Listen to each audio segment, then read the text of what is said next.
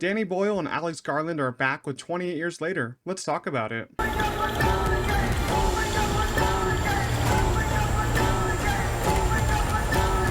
Alright, so this is the long-awaited sequel to 28 Days and 28 Weeks Later, and as I said in the introduction, Danny Boyle and Alex Garland are both back for this one, which I am so happy about because without them, the end product just isn't that great, as we saw with 28 Weeks Later, but now 28 years have passed and the infected have lived on and evolved in this world. I'm so happy to say that I have yet to lose in the month of June, and that's because 28 Years Later is riveting and left me blown away, even though it wasn't anything like I expected it to be, and that's not a bad thing. I'll just say to enter this movie with no expectations because the trailer does hide some very key elements that are going on in this movie. I'm just going to say enjoy this ride into this country that is truly terrifying. And I'm saying country because at the beginning of this movie, it's noted that the UK is quarantined from the rest of the world. And that's because that's where the virus is. No other country in this world has this virus. And that to me is such a smart way to tell this story. And it's really eerie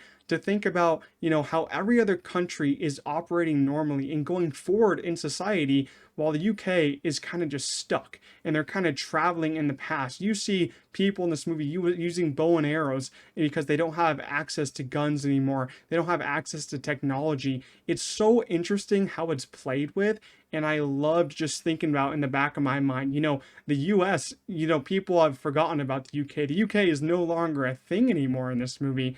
And that's terrifying to me, but I loved how they played with that. And Alex Garland did such a great job adding that to the script because I was worried. I was going to be like, is the whole world like this? But no, the whole world is not like this. It's just the UK. And that is so just eerie to think about. I love this movie so much that when I left my screening, I already booked another ticket to see it again tonight, and I cannot wait to see it again as some of the scenes in here are truly messed up and gnarly in some of the best ways possible. Danny Boyle has truly not lost a step since he directed 28 Days Later over 20 years ago, and here he is operating at such an insane level to witness on screen. And if you didn't know yet, this is basically the start of a new trilogy with part 2, which is titled The Bone Temple, coming out in January, which I am super excited about after watching this movie. And the release of part 3 depends on if these first 2 movies do well at the box office, because Bone Temple is already filmed. I think they're still working on editing and VFX right now, but part 3 hasn't filmed yet. They're waiting to see if these movies do well. So I'm just going to say, go see these movies in theaters, as horror movies are so fun to watch in the cinemas, and Danny Boyle makes it worth your time with an unforgettable experience. Lots of praise should go to Danny and Alex, but I have to mention Anthony Dodd Mantle, who did a cinematography of Days Later and is back here, and oh my goodness, the shots that were pulled off here are just monumental for the horror genre and just movies as a whole this year. You wouldn't believe it, but a lot of this movie was actually shot on iPhone 15, of course, with a lot of different attachments and lenses that they use, but that's still insane to think about, that you can shoot a movie this well with an iPhone 15. And this movie was probably filmed a while back, as the iPhone 15 isn't even the newest iPhone anymore. And they actually made this new rig with like 20 iPhones on it. And the way that it works in the movie is during killing scenes, when they're killing infected, they use this kind of rig with 20 iPhones.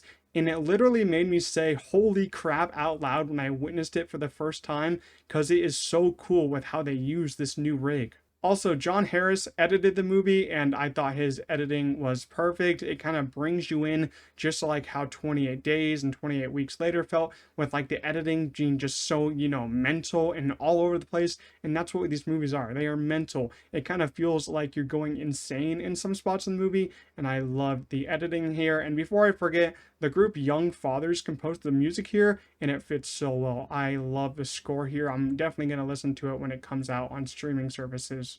You have to remember when watching this movie that it isn't necessarily a zombie movie at all. It's nothing like The Walking Dead. If you haven't seen the first 2 movies in this series, I'll kind of explain it to you. The people in this world were infected with the rage virus, which came from chimpanzees. So these humans are basically still alive, but they just have these viruses in them. When they're bitten, and they kind of just turn evil and just turn, kind of psychotic in the most gruesome ways possible. And the virus that they're kind of bitten with kind of works as some sort of steroid that increases like awareness and strength, so they can do some really messed up things to other humans. But the goal of the infected is just when they see a regular human, go bite them, and then the person that's bitten turns into a new infected in like a heartbeat, it's said, in 28 days later. And I think that in this entry of the franchise, the infected are played with in the best ways possible because they add new additions to the infected. You of course have like the fast infected, you have really slow infected that are really fat and just like crawl around.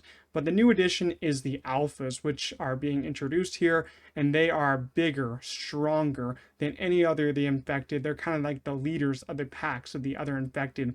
And what some of the alphas do here is disgusting. All I'm going to say is that they do crazy stuff with the spines of humans here. And fair warning also, the nudity is on another level here because the infected do not wear any clothes. Now let's get into our cast. We have Alfie Williams, who plays Spike. This is actually his first role ever that I saw on IMDb. I think he did a wonderful job. I thought his character was great. The movie kind of opens up with him being taken on a rite of passage by his dad Jimmy, who's played by Aaron Taylor Johnson. So he has to go out on the mainland to go kill an infected for the first time, kind of like to become a man in the sense of this world.